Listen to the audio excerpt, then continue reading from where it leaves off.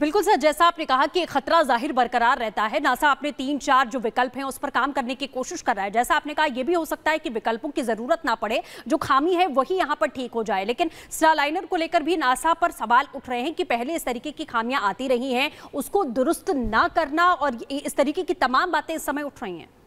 नहीं, बिल्कुल स्टारलाइनर, देखिए क्या, इसको शुरुआत में जाते हैं। करीब 1 दशक पहले नासा ने यह निर्धारित किया था कि जो इंटरनेशनल स्पेस स्टेशन, जिसको हम लो अर्थ ऑर्बिट का इंजेक्शन बोलते हैं, लो अर्थ ऑर्बिट मतलब लगभग 2000 किलोमीटर धरती की सतह से ऊपर, उसके लिए नासा अब प्राइवेट कंपनीज का इस्तेमाल करेगा। 2 कंपनियां सामने थी, बोइंग और स्पेसएक्स। स्पेसएक्स ने तो अपना काम कर लिया, उन्होंने अपना ड्रैगन रॉकेट सिस्टम बना लिया।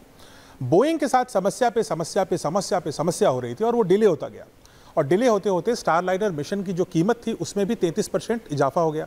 करीब 50,000 करोड़ यानी $6 बिलियन का प्रोजेक्ट है ये, और इसको फाइनली पहला टेस्ट मिशन पे ये 2 एस्ट्रोनॉट्स को लेकर के गया।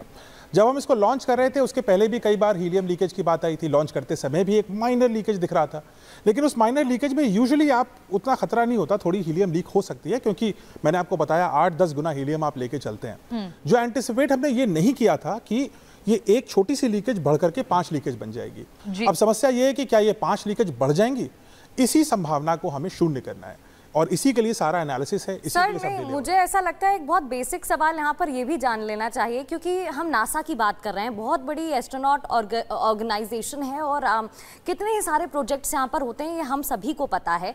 लेकिन जब इस तरीके का ऑपरेशन और प्रोजेक्ट किया जाता है तो इसके पीछे मोटिव क्या था? क्योंकि इसकी सफलता के बाद क्या कुछ होगा, इसके पीछे क्या कुछ पूरा मोटिव रहा होगा, ये भी जरा एक बार एक्सप्लेन करिएगा।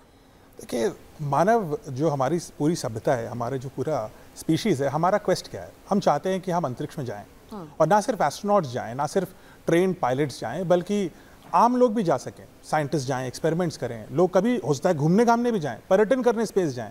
ये भी संभव है 10 साल में।